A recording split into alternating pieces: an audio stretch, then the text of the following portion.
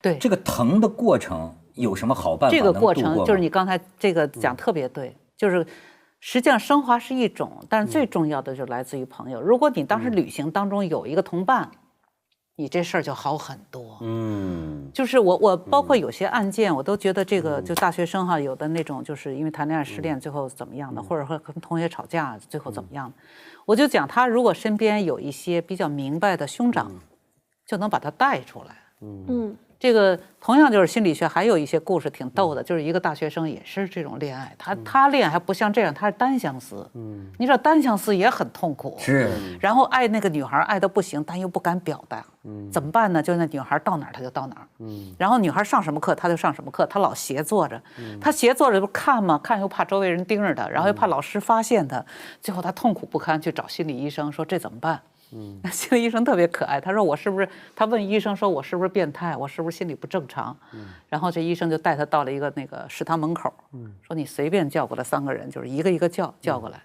他不明白为什么，然后最后这个老师就很主动的叫了一个老师过来，就是一看一个老先生，说老先生有个事儿您留步，我们就向您问那个问题。老头就过来了，说什么问题？然后呢他就说这么一个年轻人。现在爱上一女孩，他到哪儿就想看。他说：“您觉得这正常吗？”老先生说：“窈窕淑女，君子好逑啊，正常，正常，孩子，你这是正常心理。”然后说：“哦，正常，正常，那就谢谢您，谢谢您，您可以走了。”然后第二叫一个年轻人过来说。就这种又复述一遍，说这个啊爱上一女孩，然后又不敢跟人说，老后边跟着人家，到哪儿他就跟到哪儿。你觉得这心理正常吗？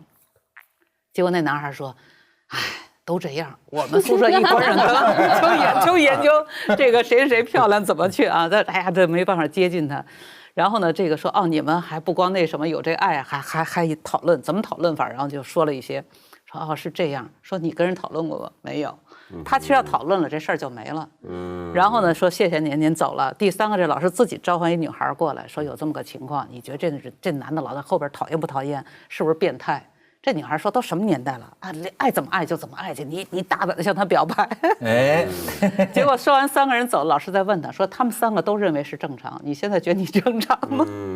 就带这个孩子走出来了，否则他就很痛苦，他就爱嘛，又不知道怎么办。所以有的时候可能就刚我讲的，他就是那个阶段。所以就回过头来想吧，觉得自己很幼稚。所以说不要羞于求助。在自己心里遇到危机的时候，对吧？不要羞于求助，就有的时候真的是别人，我都记得啊，哪怕有时候朋友一句话，都对我特别管用。你比如说，我知道我的一个朋友，比如说他在前几年也有过这种感情的这个离婚呐，这种特痛苦的时候。那在我最痛苦的时候呢，我就会问他，我说你当年，因为当年是我安慰他呀，他特痛苦啊，我说你现在感觉怎么样？哎，其实我这个的哥们儿就发现，这最简单一句话就让我轻松。他说没事儿，现在我连想都不想他，根本就完全在脑子里没影了。他当时哭爹喊娘的，他说这个时间过去了，一点事儿都没有。你别看就这点儿，你自己心里，哎，你为什么动手术之后的疼你能忍过去呢？因为你知道他慢慢的就没事了，也是必然的。是不是？文道，你觉得这个道理？对，当然是这样。而且我觉得呢，其实。但比较难的是什么呢？我比较好奇，就刚才方舟讲那个情况，就是说思念这个东西的社会背景变了，就因为今天的技术条件不一样，就在互联网时代底下的思念，会不会跟以前有点不一样？你比如说像刚才那个要把这个煮了，其实那个带着对吧？行为艺术，对，他带着一个表演性，因为要给大家看，今天互联网年代。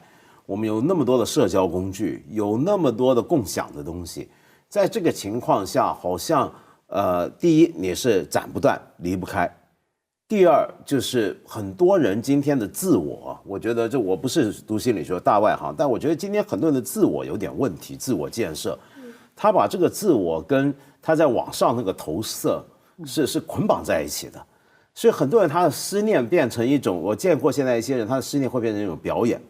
对，直播，然后或者说是他觉得有必要要扩散这个东西，那这个情况怎么办呢？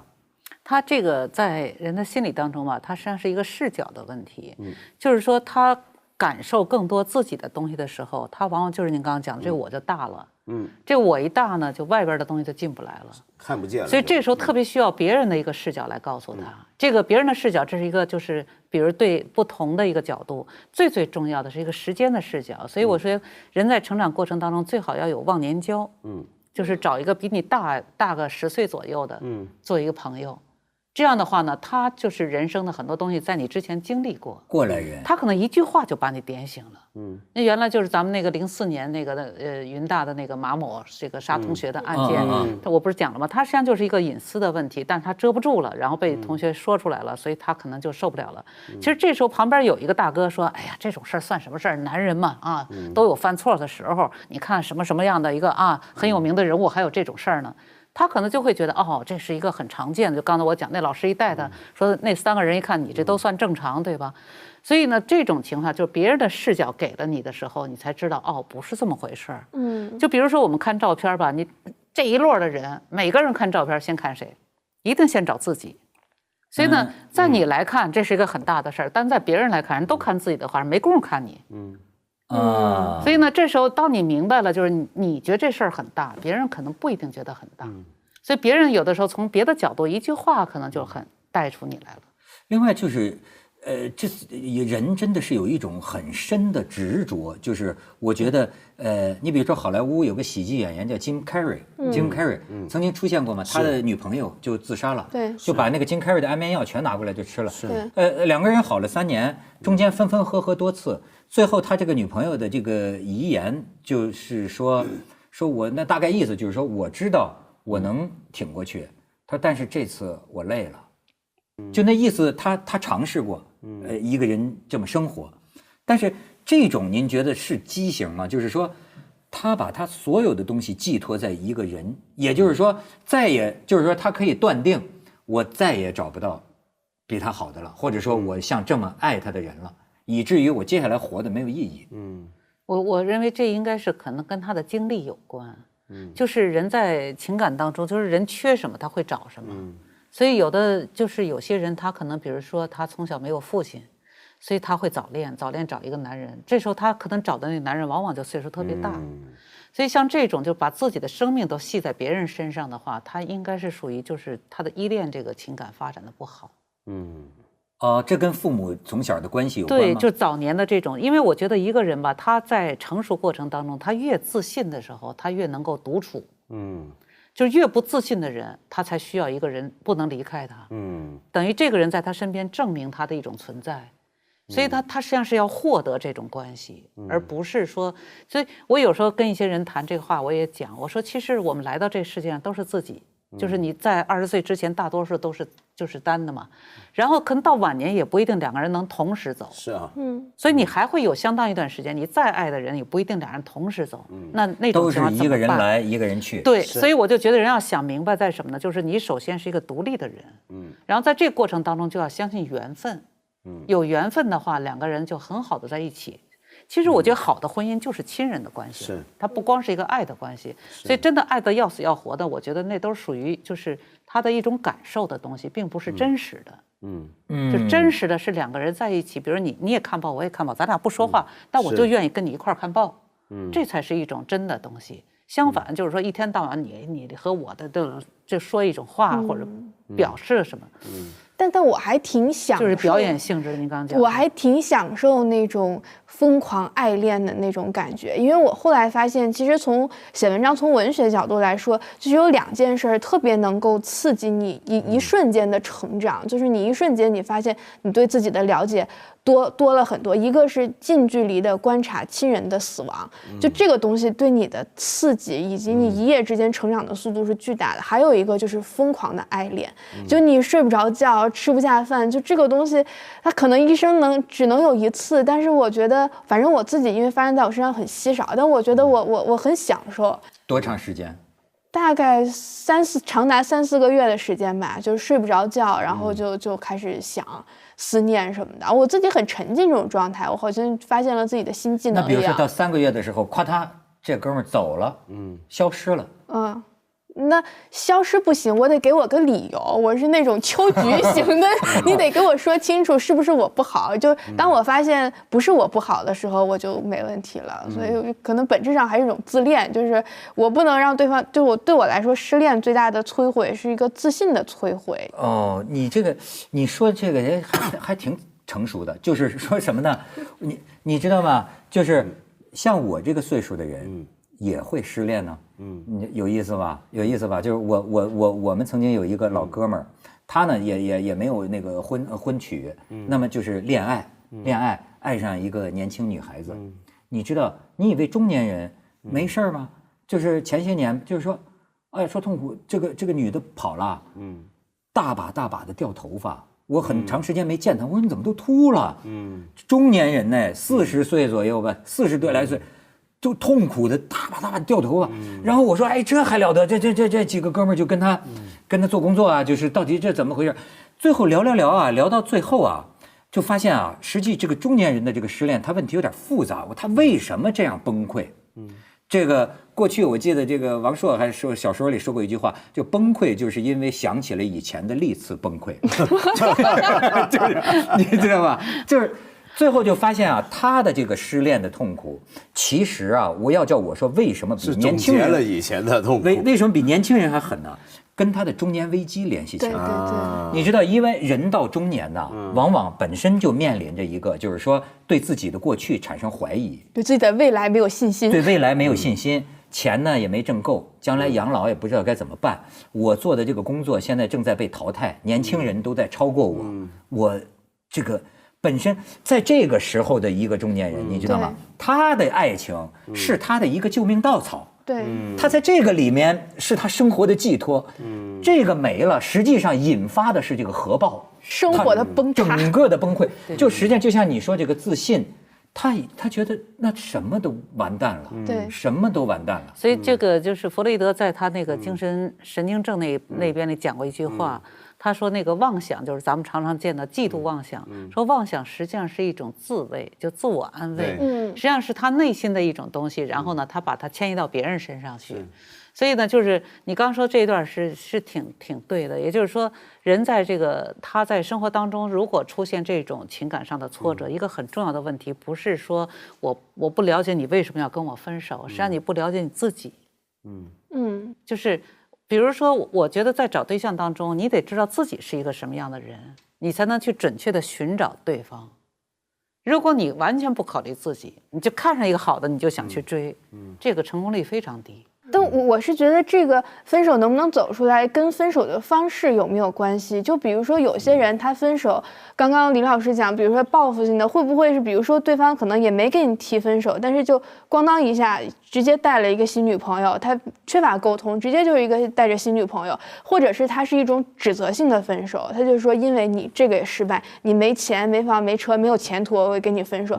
所以我就说为什么会有自信的崩塌，就是因为你分手过程中一直受指责。所以我后来总结出来就是说分手啊，其实最好的分手方式就我原来好像跟文道老师说，我其实就跟辞职是一样的，就是说如果你还在指责，你还在控诉的话，那你分手是分不干净的。但是你如果是只有感激，谢谢你对我的培养，谢谢你陪我走过这一段，谢谢你，只有感激，谢谢领导，对，谢谢你，谢谢领导。然后我要展开我人生心理程，如果只有感激的话，基本上是就是能误读了更麻烦，是吗？对呀。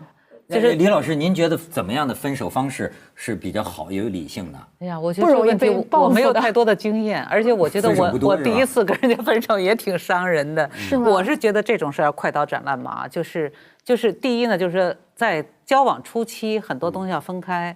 哎，我也不占你什么便宜。我觉得其实有很多分手之所以让对方很痛苦，就是说他投入。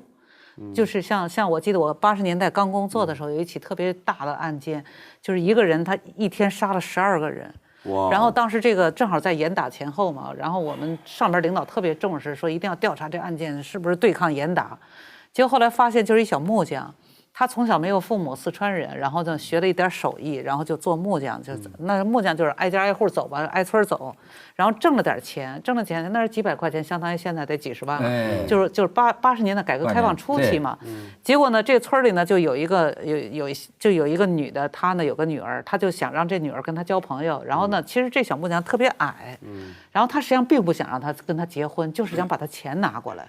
所以这女孩呢，就后来妈妈就跟她教，然后睡觉就要钱吧，又买了缝纫机，那是叫3大转嘛，就是什么自行车、缝纫机、收音机，全买了。买完以后到什么程度呢？这个妈妈也跟她睡觉，睡完觉也要钱，我的天，买衣服。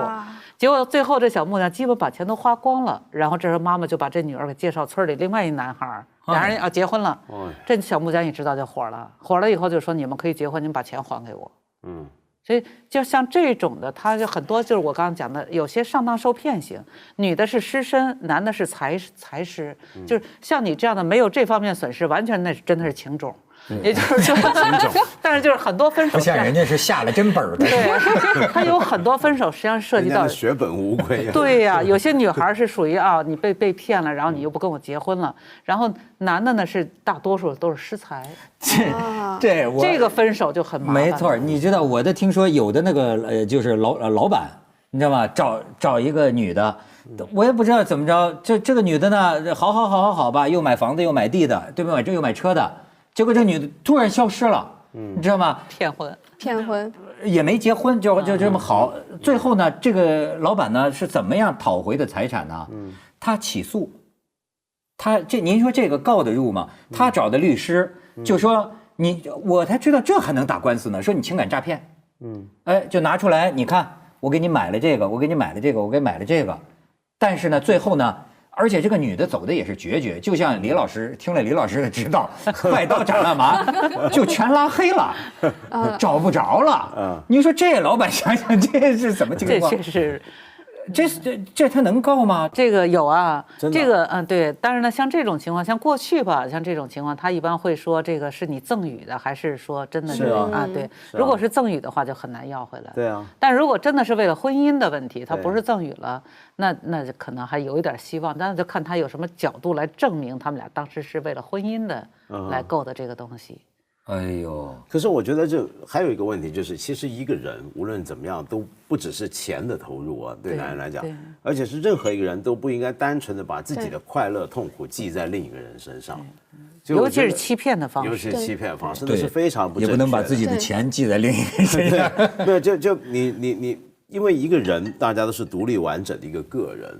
那尤其我觉得没有什么事情是必然不变的，那么你怎么会把一个不变的希望就那么强硬的放在人家身上？我觉得现在是怎么样，你享受这一刻很好，但是不应该想太多，这个东西是不是永远不变？对，其实现在有很多分手，实际上它不是真正的情感分手，它就是带有点这个，比如说有些孩子他就尤其像有些女孩，她比较那个，就自己没有什么资本，所以她就想找一个依托，然后呢，这个依托呢就是只要你养活我就行。这个过程，当他如果得到了钱财，他如果再背叛的话，那这个男的肯定觉得你骗我。那相反，女的反过来也是这样，有些男的你跟我这个睡觉了，然后现在你什么都不管了，你就走了。所以这两种就是一旦到分手，他要一旦有纠葛的话，就很可怕。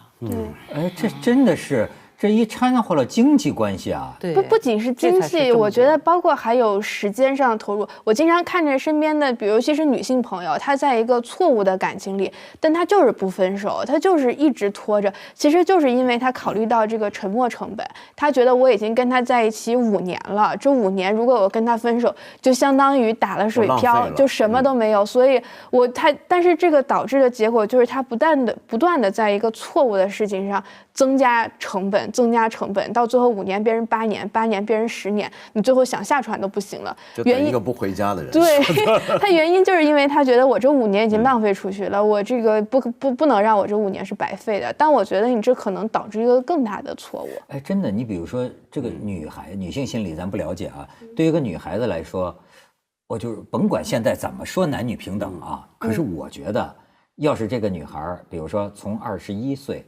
跟你好到29岁，然后分手了，这个东西，对，你能说这女的说，哎，没关系，是吧？咱们做朋友，对吧？咱们的过去都是珍贵的。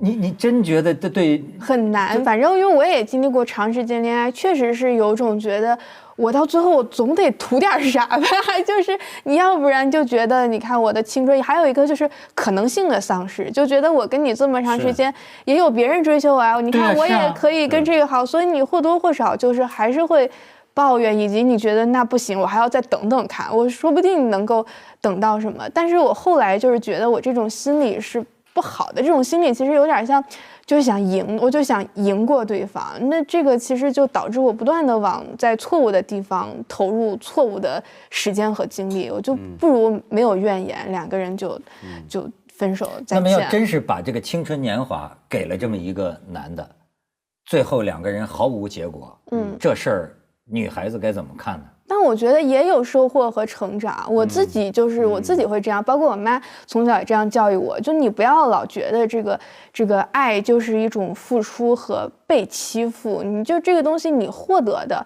在这个过程中你获得的快乐，你获得的成长，就这个东西难道不是你的收获吗？难道一定要以对方的家产分你一半这个为最后的结果？我觉得不是的，你自己有成长的。而且我觉得这当然我同意，就是现在我们这个社会底下，的确因为种种的条件与关系，会使得一个女的好像说我到30多岁我才分手或者才离婚，那我好像很难再找到一个机会，或者相对那个男的而言比较难了。可是你如果就像方总刚才讲，其实你回看你过去那10来年，你有没有快乐过？你有没有获得过什么？就其实那个是你已经得到的，然后你现在如果在计算我失去了什么，那些其实你还没失去，你只是失去一些潜在的机会。但那个既然它是一个潜在的机会，所以它有可能有，也可能没有。就因为像我自己学佛，对不起，我要来讲，哎，对，最后就得靠佛，真的就是过去心不可得，将来心不可得。就是说这些东西还没有发生的事儿，如果我现在为了还没有发生的事儿而忧虑，这是不划算的。那么已经发生过的事情也改变不了了，如果我还在为它忧虑，同样也是不划算的。我觉得这个你要换一个角度讲，就是说，如果你看到他很愉快，他看到你也很愉快，那这个两个人是共同愉快。如果你看他很愉快，他看你很痛苦，你是想这俩人在一块儿，什么感觉？是的，是啊。所以在这种情况下，你不如放手。因此我觉得无论多少年，但是前提是不要有孩子。如果有孩子另当别论，因为这个时候你已经是第3个人了，他是没有经过你跟他商量，你就把他带到这儿来的。然后你带到这儿来，你不能说我就带来了不管了，然后我们俩分开拜拜了。这个我认为是我特别反对的，就是为了孩子，我们也哪怕将就也得将就到他接近成年。但是如果没有孩子，这俩人多少年，只要不舒服了，他们俩分开，我觉得这个就是有一方慢慢去接受他，就这么想吧。我真的很爱你。我特别爱你，所以你要是觉得离开我你很快乐，那我就让你离开我，那宁可我自己忍着，对吧？相反，你说人家已经不爱你了，你非得闹死闹活，你让对方也很难受，然后对方，因为他这种感受的东西是天天在一块儿的一个屋檐下的，就说我们讲家庭暴力，家庭暴力可怕在哪儿？就是因为你每天都要见到这个人，而且都要在这个空间里头，然后他要如果对你的欺负冷，不论冷的还是暴的，所以他这个感觉就是说。婚姻它很复杂的这个情感，就是又离得近又容易伤害。因此，我觉得在这个问题上，如果就是说在两个人确实有一个，哪怕有一方感受的已经很痛苦了，那另外一方你好好跟他聊聊，对吧？你比如说，哪怕就是俩人有一个第三者，我现在就问你，你是后悔呢还是不后悔？你是真喜欢他呢，还是还喜欢我？把这问题搞清楚了，他是喜欢我，那我就原谅你；如果你真喜欢他，我就放手。我觉得这样呢，可能你的人生的路就很宽了。因为你弄不好，保不齐还有另外一个机会在等着你。是啊，我原来听过一个最惨烈的离婚的一个，就是说也是一个男的和一个女的结婚，但他们本身其实就不太配，男的比较有文化，女的相对来说可能就是一个一般的工人嘛，工厂的。后来这个男的也是爱上一个更相配的女的，然后他老婆就就受不了，然后就有一天给他双胞胎小孩，为了安眠药，自己也为了安眠药，一把火把那个房子给烧了，然后3个人全死了。后来那个男的就还是和新的这个他的女朋友结婚，但是他就说2个人其实根本就像是也生活完全没有幸福的可能性。然后他的新的太太就说每天就觉得他就像是一堵墙一样，觉得自己在面对那个男的已经变成了一堵墙。然后我就在想，你即使这个太太原配啊，她惩罚了这个所谓的渣男和小三嘛，但是你这个难道这个真的值得吗？所以我就觉得这个是我听过最惨烈的，还不如看到痛苦，对方痛苦，自己也痛苦，就放手算了。对，还是像方舟这样，对吧？谈谈嘛，谈谈，你为什么不喜欢我？行，没关系，明天做朋友。真好，真好，真好，谢谢。谢谢。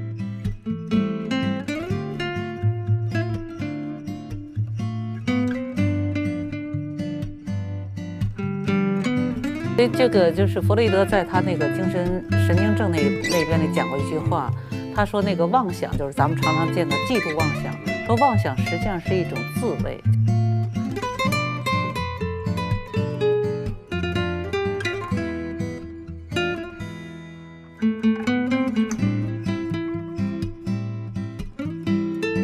最后又走到凤凰，走到沈从文的故居，哎。